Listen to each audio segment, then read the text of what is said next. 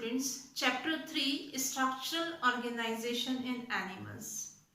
इसमें हम पढ़ रहे थे स्पेशल टाइप का कनेक्टिव टिश्यू, और स्पेशल कनेक्टिव टिश्यू में आज हम पढ़ते हैं skeletal connective tissue. Skeletal connective tissue में जो मैट्रिक्स रहता है इसका, या हम बोल सकते हैं कि जो ग्राउंड टिश्यू होता है वो बहुत कॉम्पैक्ट होता है।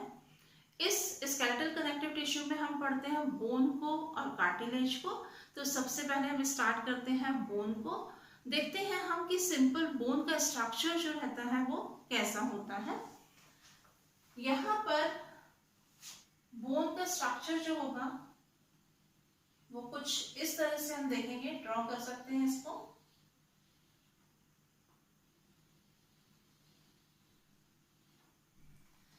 इस पार्ट को, ये जो हेड पार्ट है इसका, ऊपर की तरफ भी आप देख रहे हैं और लोअर साइड में भी देख रहे हैं, इसको हम बोलते हैं एपिफाइसिस।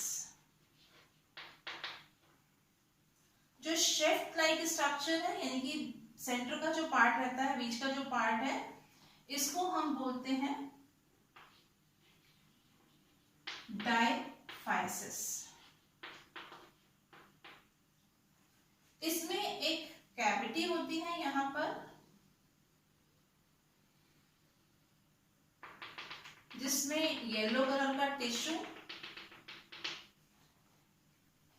इस कैविटी को हम बोलते हैं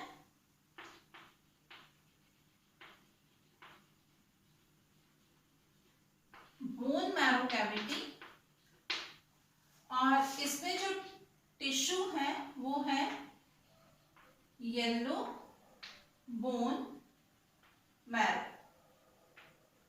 इसमें फैट सेल्स जो रहती है वो बहुत सारी रहती है। फैट सेल की वजह से ही इसका कलर जो होता है वो येलो होता है। यहां पर होता है ग्रोइंग जोन, मींस इसकी सेल जो होती है वो डिवाइड होती है, और डिवाइड होने की वजह से बोन की लेंथ जो होगी वो इंक्रीज होती है और इसकी ग्रोथ होती है। इसके बाद में हम यहाँ पर देखेंगे कि इसका जो हेड पोर्शन है, यहाँ पर भी टिश्यू प्रेजेंट होता है।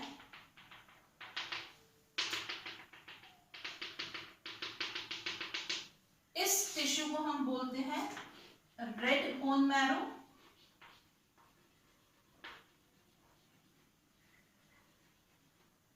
और ये जो टिश्यू रहता है वो होता है इरिथ्रोपोएटिक।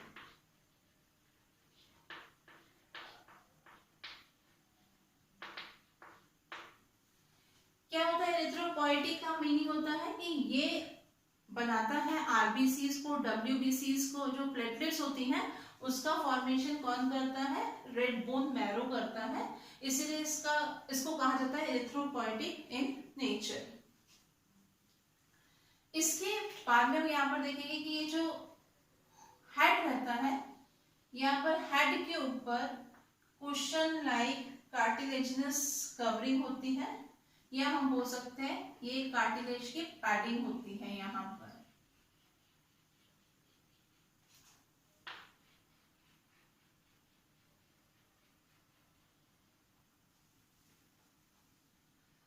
इसके बाद में हम यहाँ पर देखते हैं इसका स्ट्रक्चर। कैसे स्ट्रक्चर? अगर हम इसका टीएस देखें, सेंटर से इसको कट करके देखें, इसका सेक्शन देखते हैं, ट्रांसफर सेक्शन, तो हमें ये स्ट्रक्चर कुछ इस तरह से दिखाई देगा। जो इसकी आउटर मोस्ट कवरिंग होती है, बोन की जो आउटर मोस्ट कवरिंग होती है, शीट लाइक स्ट्रक्चर, जिसको हम बोलते हैं पेरिओस्टियम। और यहाँ पर जो इनर कवरिंग होगी इसे हम बोलते हैं एंडोस्टियम। और यहाँ पर सेंटर में हमने भी देखा क्या है, येलो बोन मैरो टिश्यू है यहाँ पर। इसके अलावा यहाँ पर हमें एंडोस्टियम और पेरिओस्टियम के बीच में जो स्पेस है, यहाँ पर हमें कुछ केनाल्स दिखाई देती हैं, ट्यूबुलर स्ट्रक्चर दिखाई देते हैं। और ये जो ट्यूबुलर स्ट्रक्चर्स होते हैं इनको हम बोलते हैं हैवर्सियन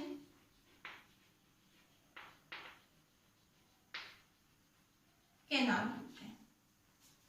अब ये क्या होती है हैवर्शियन कैनाल, इस स्ट्रक्चर को थोड़ा सा हम ब्रॉड करके देखते हैं, यहाँ पर कुछ इस तरह से ड्रॉ करते हैं, इसे हम ब्रॉड करके यहाँ पर ये कैविटी जो है इसे हम इस तरह से ड्रॉ कर देते हैं। कौन सी कैविटी?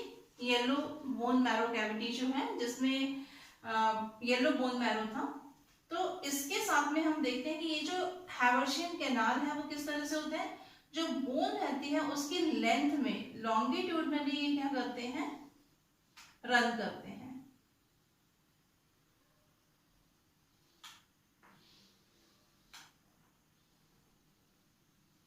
इस तरह से हैवर्शियन कैनाल जो होंगे वो रन करते हैं, और इसके साथ साथ में blood capillaries, blood vessels, lymphatic vessels जो रहती हैं वो भी इसके साथ में रन करती हैं। तो ये है हैवर्शियन कैनाल। और यहाँ पर ये जो हैवर्शियन कैनाल रहते हैं ये कनेक्ट रहते हैं एक दूसरे के साथ में एक और ट्यूबुलर स्ट्रक्चर से, पर ये ट्यूबुलर स्ट्रक्चर जो है वो इस तरह से स्ट्रेट नहीं होता, सीधा नहीं होगा। यहाँ पर अगर ये दो कैनाल्स कनेक्ट है इस कैनाल से, तो हम यहाँ पर देखेंगे ये स्ट्रक्चर को सीधा दिखाई दे रहा है, स्ट्रेट दिखाई दे रहा है, हॉरिजॉन्टल बिल्कुल स्ट्रेट है ये। अब यहाँ पर अगर हम देखेंगे तो यहाँ पर दो जो हैवर्शियन कैनाल है इसको कनेक्ट करने वाली जो कैनाल होती है वो ऑब्लिक होती है, और इसको हम बोलते हैं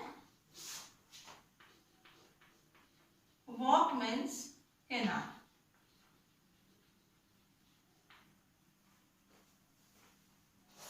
अब हम इसकी बात करते हैं कि इसमें जो बोन है इसमें कौन कौन सी सेल्स होती हैं। तो यहाँ पर हम सेल्स देखते हैं। बोन में जो सेल होती हैं वो 3 टाइप की हैं। हम यहाँ पर एक देखते हैं ऑस्टियोब्लास्ट, सेकेंड होती है ऑस्टियोसाइट, एंड थर्ड है यहाँ पर ऑस्टियोक्लास्ट। तो यहाँ पर हम क्या लेते हैं, जो ऑस्टियोब्लास्ट सेल होती है, ऑस्टियोब्लास्ट सेल जनरेटिव सेल होती है। ये अपने चारों तरफ जो हार्ड बोनी मैट्रिक्स होता है पहले उसको सिक्रीट करती है, और सिक्रीट करने के बाद में ये कन्वर्ट हो जाती है किसमें, ऑस्टियोसाइट में। तो ये फॉर्मेशन करती है ऑस्टियोसाइट सेल्स। इसके बाद में यहाँ पर जो ऑस्टियोसाइट सेल्स होती हैं वो कैसे फॉर्म हुई, जब ऑस्टियोब्लास्ट ने अपने चारों तरफ हार्ड मैट्रिक्स सिक्रीट कर लिया, बोनी मैट्रिक्स उसके चारों तरफ सिक्रीट हो गया, तब ये सेल कौन सी सेल बन गई, ऑस्टियोसाइट सेल बन गई। और ये क्या करती है, मेंटेन करती है किसको, बोनी मैट्रिक्स को।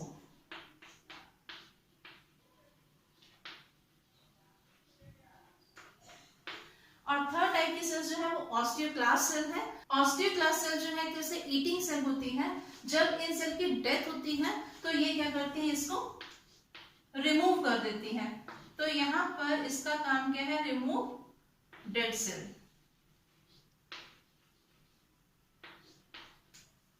इसके बाद हम यहाँ पर देखेंगे इसमें एक टाइप की सेल्स और होती है जिसको हम बोलते हैं ऑस्टियोजेनेटिक सेल। ये सेकंड कैटेगरी है इसकी सेल की। इस सेल को हम स्टेम सेल भी बोलते हैं। और क्यों कहा जाता है इसको स्टेम सेल या ऑस्टियोजेनेटिक सेल्स, क्योंकि यहाँ पर यही सेल होती है जो फॉर्मेशन करती है ऑस्टियोब्लास्ट सेल का। मतलब ये जनरेटिव सेल्स है जो क्या कर रही है, इन सेल्स का फॉर्मेशन कर रही है। इसके बाद में हम यहाँ पर इसका मैट्रिक्स देखते हैं। तो उनके मैट्रिक्स में मेनली 2 पार्ट रहते हैं। एक होता है यहाँ पर ऑर्गेनिक पार्ट। ऑर्गेनिक पार्ट जो रहता है इसमें ये बना हुआ रहता है प्रोटीन से, और इसमें जो प्रोटीन होता है वो प्रोटीन होता है ओसीन। इसके अलावा इसमें यहाँ पर हम देखेंगे जो इनऑर्गेनिक पार्ट होता है, इसमें रहते हैं हमारे पास में सॉल्ट्स। और यहाँ पर ये जो सॉल्ट है वो किस फॉर्म में होते हैं, कैल्शियम फॉस्फेट फॉर्म में और कैल्शियम कार्बोनेट फॉर्म में। तो यहाँ पर ये जो कैल्शियम फॉस्फेट और कैल्शियम कार्बोनेट सॉल्ट जो होते हैं, जो मिनरल्स हैं, यही मिनरल्स क्या करते हैं, हमारी बोन को स्ट्रांग बनाते हैं, क्योंकि ये बहुत ज्यादा होते हैं कहाँ पर, हमारी बोन के मैट्रिक्स में, और ये बोन को हार्ड और स्ट्रांग बनाते हैं।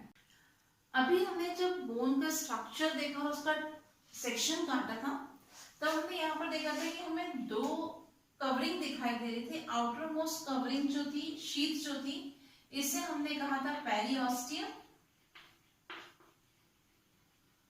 और इनर मोस्ट को कहा था हमने एंडोस्टियम। यहां पर टिश्यू प्रेजेंट था, येलो बोन मैरो, और यहां पर थी हैवर्सियन कैनाल।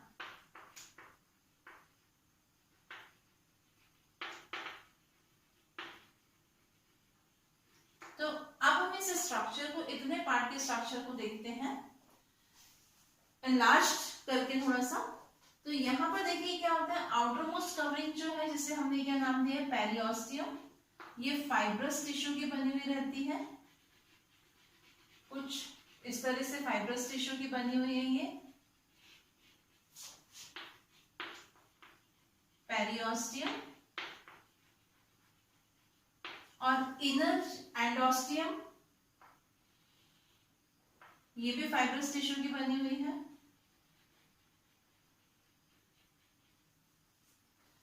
यहां पर ये वाला पार्ट जो है, ये है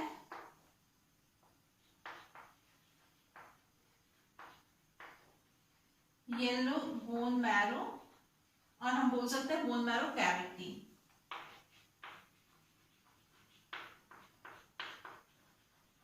एंडोस्टियम, यहां पर हम देखेंगे कि जो हैवर्सियन कैनाल्स हैं वो कुछ इस तरह से ड्रॉ कर देते हैं इस हैवर्सियन कैनाल को। अब हम यहाँ पर एक हैवर्सियन कैनाल को लेकर के देखते हैं कि इसके चारों तरफ कैसा स्ट्रक्चर फॉर्म होता है।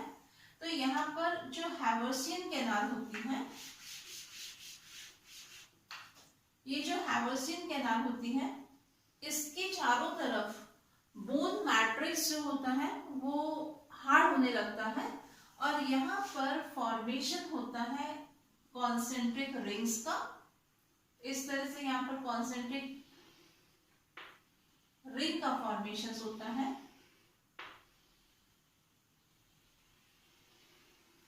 इन रिंग्स में कुछ इररेगुलर स्पेसेस दिखते हैं हमको।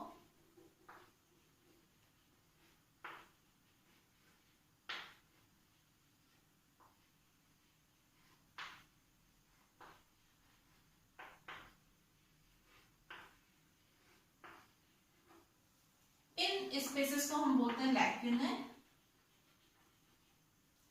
ये इस तरह से स्पेसेस यहां पर भी दिखेंगे हमें।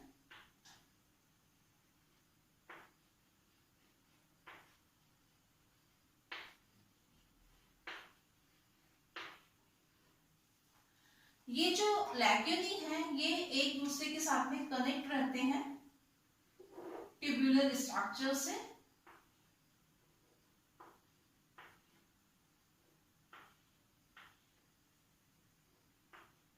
इस तरह से कनेक्ट रहते हैं। इस स्ट्रक्चर को हम बोलते हैं कैनालिकुली।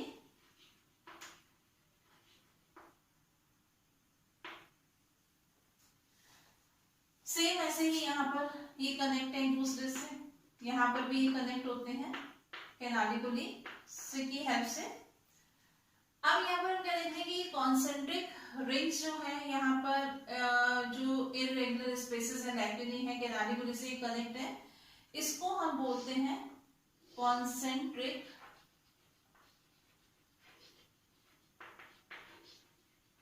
लैमिना। क्या होता है इसके अंदर कि यहाँ पर ये जो लैक्यूना रहता है, लैक्यूना में सेल्स प्रेजेंट होती हैं। यहाँ पर जो सेल हमने देखा था, ऑस्टियोसाइट सेल्स जो रहती हैं, वो कहाँ पर होती है, इस लैक्यूना के अंदर होती हैं।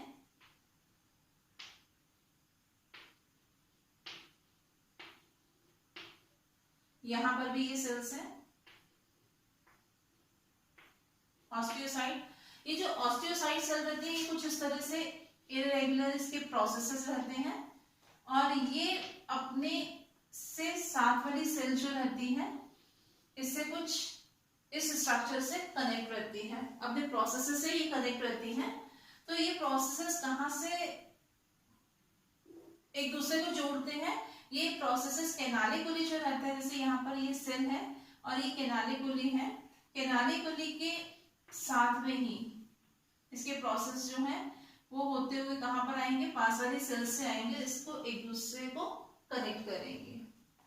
तो ये जो स्ट्रक्चर रहता है, यहाँ पर हैवर्शियन कैनाल है, ये कैनाल कौन सी है, हैवर्शियन कैनाल,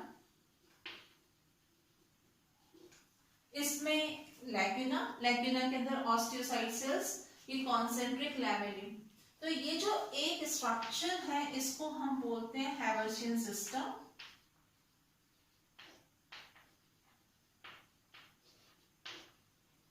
ये हम इसको बोलते हैं ऑस्टियम। अब हम यहाँ पर क्या देखते हैं कि जो बोन का जो स्ट्रक्चर अगर हम देखेंगे तो ये स्ट्रक्चर, ये जो कॉन्सेंट्रिक रिंग्स हैं वो सब यहाँ पर हमको दिखाई देती है। मीन्स यहाँ पर ये बहुत सारे रिंग्स जो होंगी,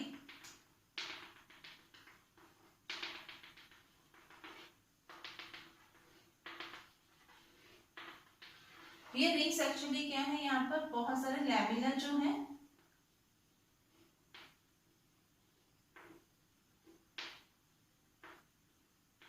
कॉन्सेंट्रिक लैमिलीज जो हैं वो हैवर्शियन कैनाल के चारों तरफ है कॉन्सेंट्रिक रिंग के फॉर्म में।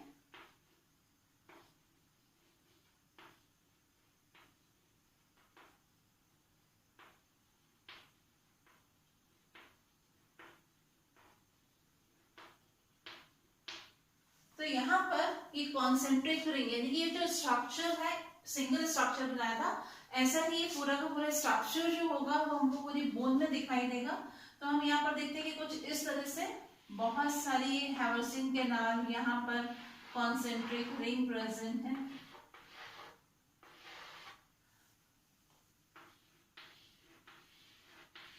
इस तरह का स्ट्रक्चर हमको बोन में दिखाई देता है।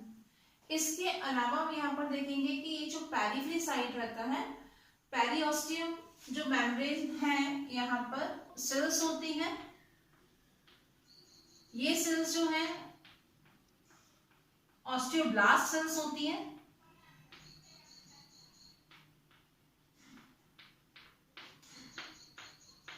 ऑस्टियोब्लास्ट सेल्स होती हैं यहाँ पर भी, और सेम ऐसे ही यहाँ पर भी क्या होगा, ऑस्टियोब्लास्ट सेल्स रहेंगी। इसके अलावा हम देखेंगे कि ये जो लैमेली रहते हैं, ये लैमेली पेरिफेरी साइड में भी कुछ इस तरह से लैमेली प्रेजेंट रहते हैं।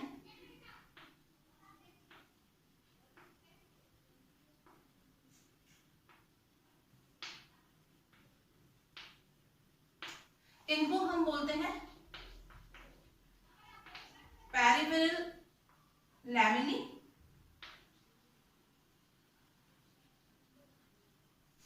और यहां पर जो लैमेली है इनको हम बोलते हैं कॉन्सेंट्रिक लैमेली।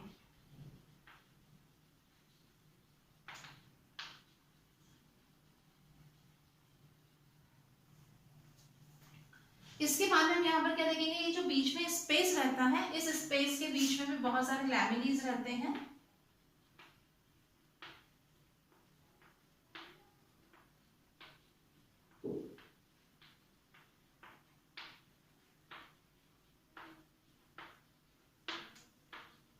इन लैमेलीज को हम बोलते हैं इंटरस्टिशियल लैमेलीज।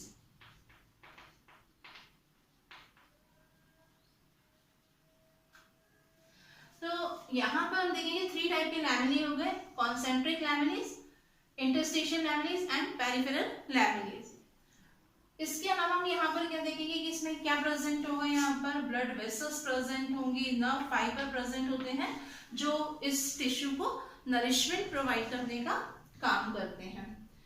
इसमें हमने देखा कि पेरिओस्टियम जो थी बोन में आउटर लेयर थी और जो एंडोस्टियम थी वो इनर लेयर थी, और यहाँ पर दोनों तरफ कौन सी सेल्स होती हैं, ऑस्टियोब्लास्ट सेल्स होती हैं। और ऑस्टियोब्लास्ट सेल कौन सी होती हैं, जो ऑस्टियोसाइट सेल का फॉर्मेशन करती हैं।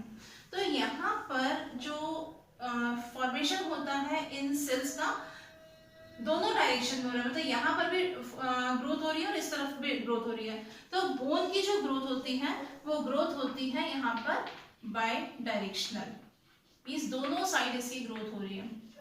और हम क्या देखेंगे यहाँ पर कि ये जो सिस्टम था, ये पूरा का पूरा सिस्टम हमारा जो हैवर्सियन सिस्टम था, हैवर्सियन सिस्टम प्रेजेंट है बोन के अंदर।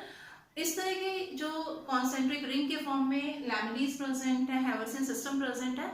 तो इस तरह का स्ट्रक्चर प्रेजेंट होता है कॉम्पैक्ट बोन में। अभी हमने स्ट्रक्चर देखा कॉम्पैक्ट बोन का, अब हम स्ट्रक्चर देखेंगे स्पॉन्जी बोन का। तो जो स्पॉन्जी बोन्स है या स्पॉन्जी टिश्यू है वो हमें कहाँ पर मिलता है, रिब्स जो है उसमें स्पॉन्जी टिश्यू प्रेजेंट रहता है। जो एपिफाइसिस रहता है, यहाँ पर हमने देखा था कि जो रेड बोन मैरो जो था, इसमें जो टिश्यू है वो स्पॉन्जी टिश्यू प्रेजेंट होता है। और जो फ्लैट बोन्स होते हैं वहां पर भी स्पॉन्जी टिश्यू प्रेजेंट रहता है। नाम से पता चल रहा है कि यहाँ पर सेल जो है वो लूजली अरेंज रहती हैं, हैवर्सियन के नाम सिस्टम यहाँ पर प्रेजेंट नहीं होता है। इसमें सेल्स जो है वो ऑस्टियोसाइट सेल्स भी होती हैं, ऑस्टियोब्लास्ट सेल भी होंगी और ऑस्टियोक्लास्ट सेल भी प्रेजेंट होती है, मतलब तीनों ही तरह की सेल प्रेजेंट है। इसके अलावा मैट्रिक्स जो रहता है उसमें कैल्शियम फॉस्फेट और कैल्शियम कार्बोनेट होता है और इसको हम बोलते हैं हाइड्रोक्सी एपेटाइट बोलते हैं, जिससे हम कंबाइनली मींस कैल्शियम फॉस्फेट और कैल्शियम कार्बोनेट को हम बोलते हैं हाइड्रोक्सी एपेटाइट। इसके बाद हम यहाँ पर देखेंगे कि जो बोन मैटर होता है, इसमें जो बोन मटेरियल होता है वो कुछ ब्रांच स्ट्रक्चर फॉर्म करता है, इसको हम बोलते हैं ट्रैबेकुली। ये स्ट्रक्चर जो रहता है वो होता है ट्रैबेकुली और इसमें जो बीच बीच में स्पेस होता है उसको हम उसमें फिल रहता है रेड बोन मैरो। अब हम यहाँ पर देखेंगे कि ये जो सेल्स होती है वो कहाँ पर प्रेजेंट होती हैं। तो अगर हम इस ट्रैबेकुली का स्ट्रक्चर देखते हैं तो हम देखेंगे कि यहाँ पर आउटर मोस्ट कवरिंग जो है फाइब्रस कवरिंग, ये पेरिओस्टियम है, पेरिओस्टियम। और यहाँ पर इसमें जो सेल्स रहती हैं ये होती है ऑस्टियोब्लास्ट सेल्स। इस सेल को हम बोलते हैं ऑस्टियोब्लास्ट और इसके यहाँ पर कुछ इररेगुलर सेल्स होती हैं, इन सेल्स को हम बोलते हैं ऑस्टियोक्लास्ट।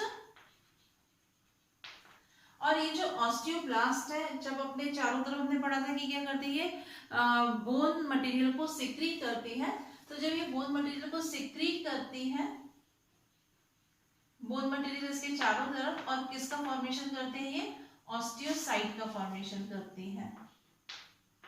तो ये होती है ऑस्टियोसाइट। तो यहाँ पर हम देखेंगे कि यहाँ पर ये जो ऑस्टियोसाइट सेल्स हैं, ये ऑस्टियोसाइट सेल्स रहते हैं, ये एक दूसरे से कनेक्ट रहते हैं, किसकी हेल्प से, कैनालिकुली की हेल्प से ये कनेक्ट रहेंगे।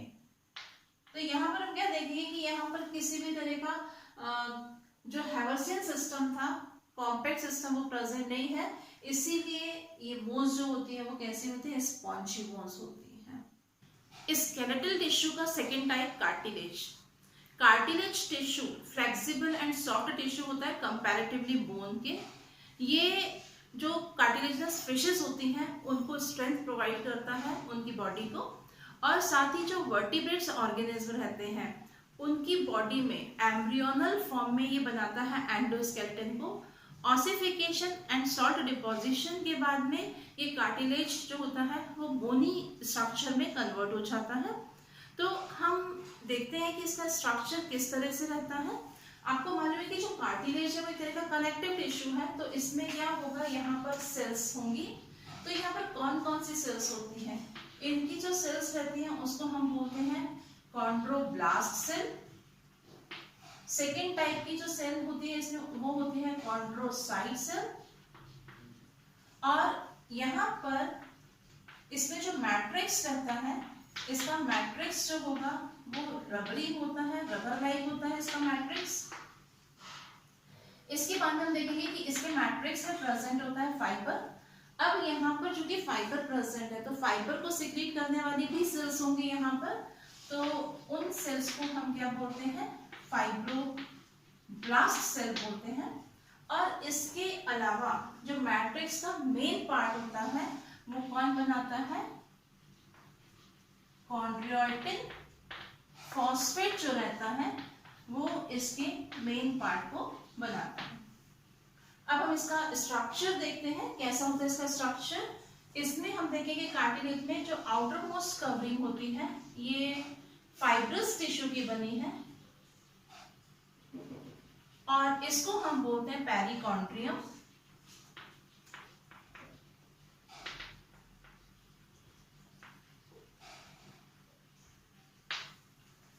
बोन में हमने देखा था कि 2 कवरिंग थी, एक बाहर की तरफ थी और एक अंदर की तरफ थी। बाहर वाली को हमने बोला था पेरिओस्टियम और अंदर की कवरिंग जो थी उसको हमने बोला था एंडोस्टियम। पर यहाँ पर सिर्फ एक ही कवरिंग होती है, वो है पेरिकॉन्ड्रियम। इसके नीचे यहाँ पर जो सेल्स होती हैं इन सेल्स को हम बोलते हैं कॉन्ड्रियोब्लास्ट सेल।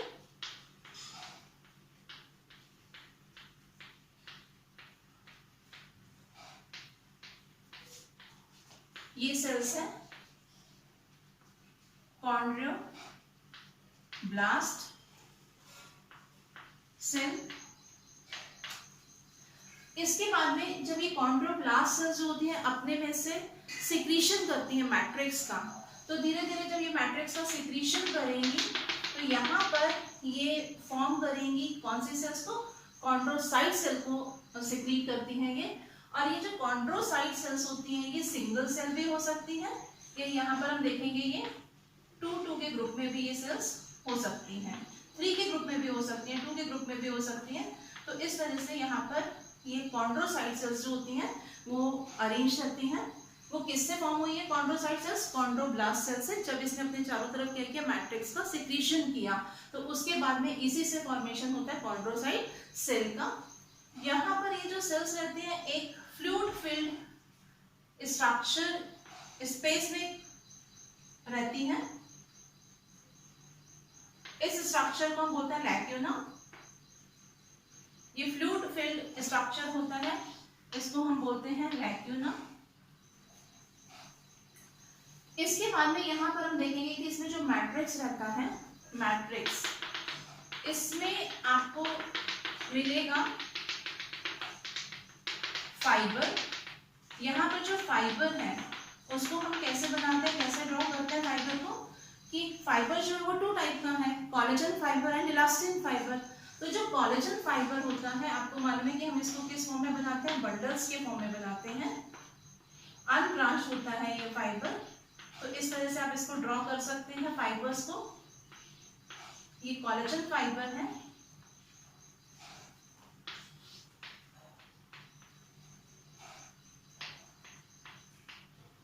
और इसी तरह से यहाँ पर इलास्टिक फाइबर होगा जिसको हमने देखा था कि ये सिंगल सिंगल अरेंज रहता है, ब्रांच्ड होता है। ये फाइबर है इलास्टिन फाइबर। और यहाँ पर हम देखेंगे कि यहाँ पर जो कि फाइबर प्रेजेंट है तो फाइबर को सिक्रीट करने वाली सेल्स भी होंगी। तो यहाँ पर ये जो सेल्स होती हैं इनको हम बोलते हैं फाइब्रोब्लास्ट सेल्स। पढ़ा था हमने कि लॉन्ग प्रोसेसेस रहते हैं इन सेल्स में, डेंस साइटोप्लाज्म रहता है। तो ये सेल्स जो है इस सेल को हम बोलते हैं फाइब्रोब्लास्ट सेल। तो एक कार्टिलेज का स्ट्रक्चर अगर हम देखेंगे तो कॉमन स्ट्रक्चर जो होता है वो हमें इस तरह से दिखाई देता है।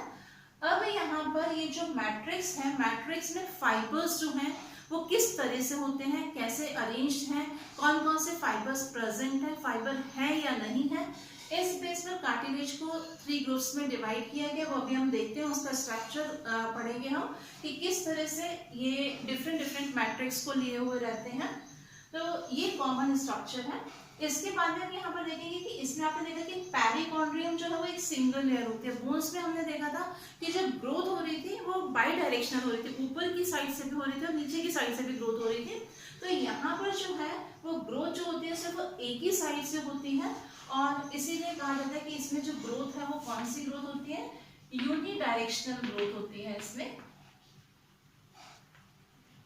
मतलब इसकी ग्रोथ को हम क्या बोलेंगे, यूनिडायरेक्शनल ग्रोथ। इसके बाद में यहाँ पर कोई भी ब्लड वेसल्स नहीं होती है, नर्व्स नहीं होती हैं। तो यहाँ पर इस टिश्यू को या इस टिश्यू की जो सेल है इसको कैसे नरिशमेंट मिलता है, गैसियस एक्सचेंज कैसे होता है, तो इसमें जो गैसियस एक्सचेंज होता है, जो इसको नरिशमेंट मिलता है, वो मिलता है डिफ्यूजन से। और वो डिफ्यूजन कहाँ से होता है, यहाँ पर जो पेरिकॉन्ड्रियम रहते हैं, ब्लड वेसल्स हैं, वो पेरिकॉन्ड्रियम की हेल्प से इसमें फूड ट्रांसफर होगा। इस पेरिकॉन्ड्रियम जो है वो हेल्प कर रहा है डिफ्यूजन में और नरिशमेंट प्रोवाइड कर रहा है इन सेल्स को। अब हम यहाँ पर देखेंगे कि जो मैट्रिक्स है किस तरह से अरेंज है, इस बेस पर हम इसको क्लासिफाई करेंगे। मैट्रिक्स के बेस पर इसे 3 ग्रुप में क्लासिफाई किया गया है। फर्स्ट है हमारा हाइलिन कार्टिलेज,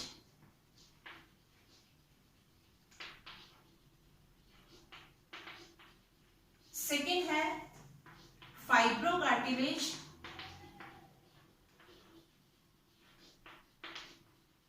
और थर्ड टाइप है हमारा इलास्टिक कार्टिलेज।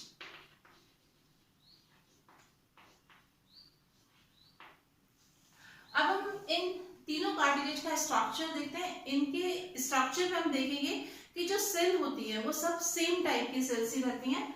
तो हम इसे कुछ इस तरह से ड्रॉ करते हैं। आउटर मोस्ट लेयर पेरिकॉन्ड्रियम, इसमें भी सेम पेरिकॉन्ड्रियम,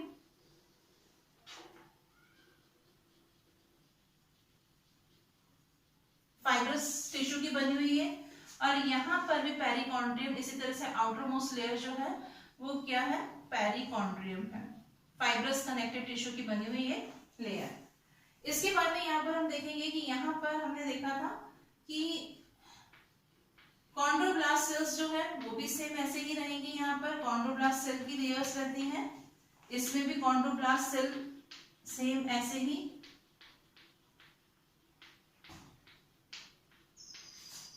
यहाँ पर भी कॉन्ड्रोब्लास्ट सेल्स जो कॉन्ड्रियोसाइट सेल का फॉर्मेशन करेंगी ऐसे ही रहती हैं। इसके बाद में हम देखेंगे कि यहाँ पर जो कॉन्ड्रोसाइट सेल्स थी, तो कॉन्ड्रोसाइट सेल्स यहाँ पर 1 है, 2 के फॉर्म में है, ग्रुप में है, यहाँ पर 3 ग्रुप के में हो सकती है। इस तरह से यहाँ पर हम देखेंगे ये स्ट्रक्चर जो है ये भी इसमें सेम रहता है सब में।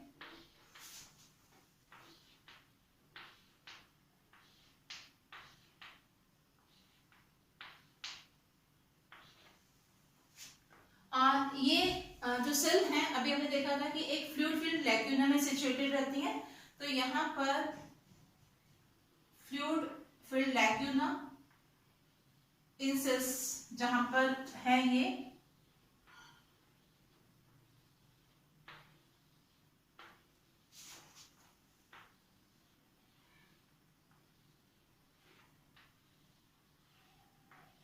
तो हम देखते हैं कि इस स्ट्रक्चर में कोई भी फर्क नहीं रहता, तीनों कार्टिलेज में ये स्ट्रक्चर जो है वो सेम है। अब हम इसका मैट्रिक्स देखते हैं। इसमें हम देखेंगे सबसे पहले हाइलिन कार्टिलेज में यहाँ पर इसका मैट्रिक्स जो रहता है वो कैसा है, ट्रांसपेरेंट रहता है।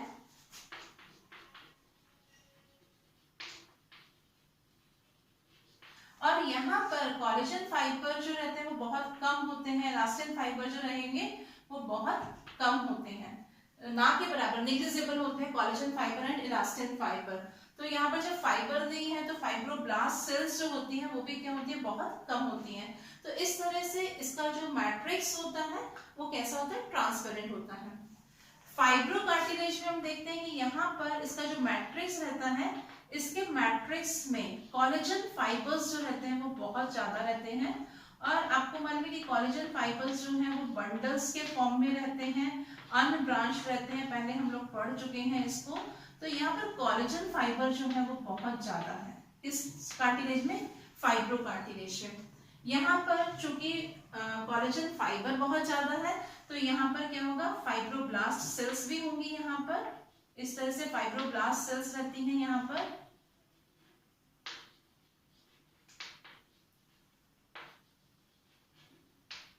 और ये जो कार्टिलेज होता है ये टफ कार्टिलेज होता है, क्योंकि इसमें क्या है, कोलेजन फाइबर बहुत ज्यादा है। आपको मालूम है कि कोलेजन फाइबर जो है वो किस कलर का रहता है, व्हाइट कलर का रहता है, स्ट्रॉन्ग फाइबर होता है ये, और ये क्या करता है, शॉक एब्जॉर्बर की तरह काम करता है। इसके बाद में हम नेक्स्ट देखते हैं इलास्टिक कार्टिलेज। इस कार्टिलेज में देखेंगे, इसके अलावा हम यहाँ पर ये और देखते हैं कि यहाँ पर जो कोलेजन फाइबर तो प्रेजेंट है, यहाँ पर इलास्टिन फाइबर भी होता है, पर बहुत कम इलास्टिन फाइबर होता है। और इलास्टिन फाइबर जो रहता है आपको मालूम है कि ये अनब्रांच्ड होता है और बंडल के फॉर्म में ये नहीं होता है, सिंगली अरेंज रहता है। इसके बाद में हम यहाँ पर देखेंगे इसके मैट्रिक्स को। इसके मैट्रिक्स से हम देखेंगे कि यहाँ पर नाम से मालूम चल रहा है इलास्टिक कार्टिलेज है, मींस इसमें यहाँ पर इलास्टिन फाइबर होगा, और ये फाइबर जो है आपको मालूम है कि सिंगली अरेंज रहता है, बंडल के फॉर्म में नहीं होता है। यहाँ पर इलास्टिन फाइबर बहुत ज्यादा है। इस फाइबर को सिक्रीट करने के लिए जो सेल होंगी, फाइब्रोब्लास्ट सेल्स जो होंगी वो भी होंगी यहाँ पर।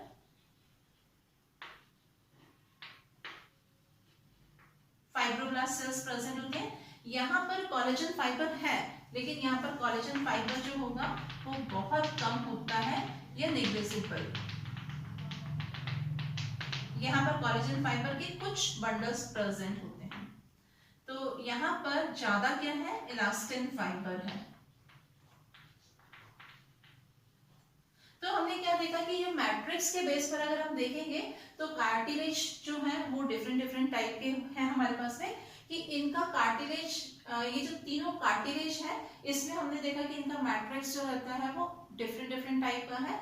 इसमें मैट्रिक्स ट्रांसपेरेंट, इस के मैट्रिक्स में कोलेजन फाइबर बहुत ज्यादा है, और इस कार्टिलेज के मैट्रिक्स में इलास्टिन फाइबर जो होते हैं वो ज्यादा होते हैं। यहाँ पर तीनों में ना तो ब्लड वेसल्स होंगी, ना ही कोई नर्व्स होती हैं। इसके बाद हम देखते हैं कि कार्टिलेज कहाँ पर मिलता है। ये कार्टिलेज हमको मिलता है, अभी हमने पढ़ा था कि जो कार्टिलेजिनस फिशेस होती हैं,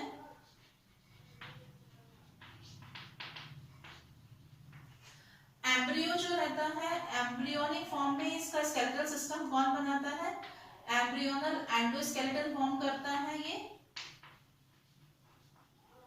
और इसके बाद में हम यहाँ पर देखेंगे कि ये ट्रैकिया में हमको मिलता है, ट्रैकियल रिंग्स जो होती हैं वहां पर ये टिश्यू होता है। ट्रैकिया में हमें मालूम है कि वो कार्टिलेजिनस रिंग्स रहती हैं जो ट्रैकिया को कोलैप्स होने से बचाती हैं। इसके अलावा यहाँ पर जो लैरिंग्स रहता है, लैरिंग्स में भी हमको ये कार्टिलेज मिलता है। अब हम देखते हैं फाइब्रो कार्टिलेज। फाइब्रो कार्टिलेज हमको मिलेगा वर्टिब्रल कॉलम में।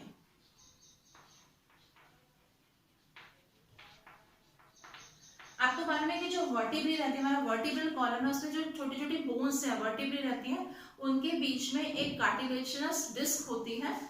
वहां पर जो कार्टिलेज होता है वो कौन सा है, फाइब्रो कार्टिलेज है। ये शॉक एब्जॉर्बर का काम करता है, स्ट्रॉन्ग होता है। इसके अलावा यहाँ पर हम देखेंगे कि जो इलास्टिक कार्टिलेज है वो हमको कहाँ पर मिलेगा, आपके जो कान का पिना होता है वहां पर मिलेगा। टिप जो है नोज के जो टिप रहता है यहाँ पर भी हमको ये कार्टिलेज देखने को मिलता है। तो इस तरह से हमने देखा कि सेल का स्ट्रक्चर तीनों में सेम था, बट मैट्रिक्स जो है वो तीनों में डिफरेंट है। इसी बेस पर हमने कार्टिलेज को क्लासिफाई किया था, hyaline cartilage, fibro cartilage and elastic cartilage में। तो ये टॉपिक हमारा यहीं पर कंप्लीट होता है। नेक्स्ट क्लास में हम नेक्स्ट टॉपिक स्टार्ट करेंगे। Thank you.